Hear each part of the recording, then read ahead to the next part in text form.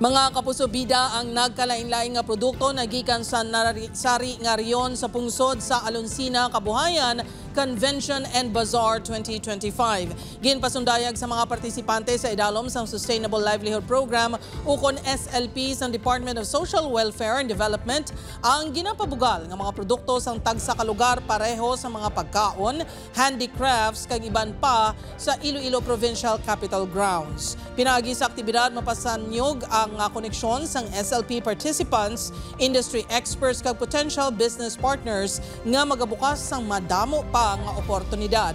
Magadugay ang bazaar tubtob buwas September 18, 2025.